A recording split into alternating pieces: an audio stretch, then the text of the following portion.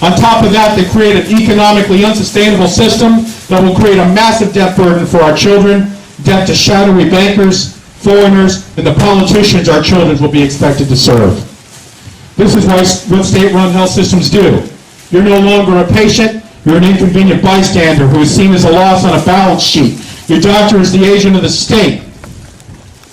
And American medicine is transformed from a respected profession that helps people to just another bureaucracy that everybody hates. We can do better. We must repeal this statist healthcare fraud called Obamacare, and we can do it because we still are free men.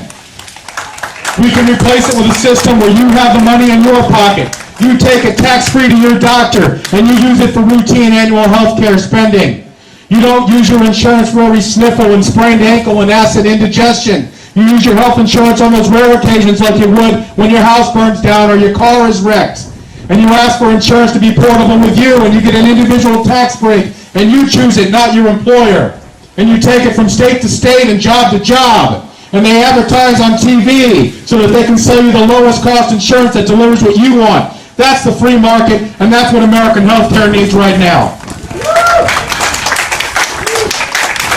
But we need to stand up in Florida right now, and we can do better. And the first step is passing Amendment 9, the Florida Healthcare Freedom Act, to amend our state constitution so no Floridian must be subject to this individual mandate. Will you help us pass Amendment 9? Yes. You must defeat Amendment 4, where the politics of elections will decide what you can build on your own property, the so-called inaptly named Hometown Democracy Amendment. You must fight for courageous leaders that will stand up for you. Find a candidate. Work for them. I found candidates I like, and I hope you'll elect Marco Rubio to the U.S. Senate, and Sandy Adams in Orlando, and Alan West in Palm Beach, and Eddie Adams in Tampa, and all the other great candidates who stand up for limited government and their principles of freedom. And you need to work for them. You need to volunteer on their campaigns. You need to walk door to door. You need to stuff envelopes. You need to stand on corners and wave signs. You need to work the phone banks, and you need to do it every week. This is a war. You must work every day to fight for your freedom. You see, we're still lucky enough to have these powers, the right to speak as I do now, the right to assemble as we do here today, the right to petition our government, to vote for our officials, and to sue the government in the judicial system.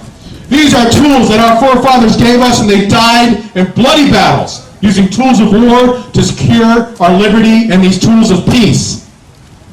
And we can use these tools of peace they gave us to secure our freedom today.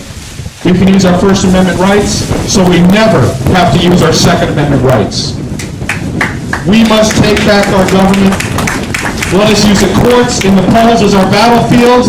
Let us use truth and the law as our weapons. Let us recognize our goal is to be free and not slaves to the state. You see, they will say through propaganda that there are needs that people have that must be fulfilled. They will appeal to your heartstrings. There is only one need Americans have, and that is for freedom, and that is the only need our government is not fulfilling today. So I ask if you're ready to fight to take back our government peacefully with me. Are you going to fight? Yeah. If you are, I'm going to take an oath now, and I ask you to join me. It's an oath to fight for freedom until we take back our country and restore prosperity to our nation and peace to our world. And I want to point out that this oath calls for nonviolent action, because when freedom is on the march, peaceful means is all you'll need for victory. So if you agree with these 8 points, I want you to say yes after each one. I pledge to fight every day for individual freedom. Yes. I embrace peace and reject violence to achieve freedom. Yes. I demand limited government, free markets, and individual liberty in America. Yes. I will keep my children free by ending programs that put them in debt. Yes. I refuse to take from others what I can produce for myself, and I will provide charity when I choose. Yes. I will work to elect people to restore government to the limits of the U.S. Constitution and that cut spending and taxes.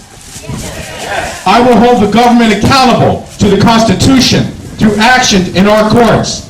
Yes. And the final one, the most important one, I will pass the spirit of freedom to future generations. Yes! If we swear to keep freedom alive and take back control of our government from the statists, the best days of America will be ahead of us and not behind us. We will invent energy that will power cities from a handful of moon dust. We will feed people with farms that produce year-round at 10 times the normal yield. We will create art and music that will inspire others to create cities underwater and among the planets. We will create economies where sound money and hard work builds wealth, and poverty is as rare as ever in the history of man. Our potential is without limit if we rely on the creativity and the freedom of men and throw off the shackles of government that would have us serve them rather than ourselves. So I ask you this in my final thought. Remember, you took an oath to fight for freedom. Take back our country, and the best days of America will last in freedom forever. Thank you very much, and God bless America.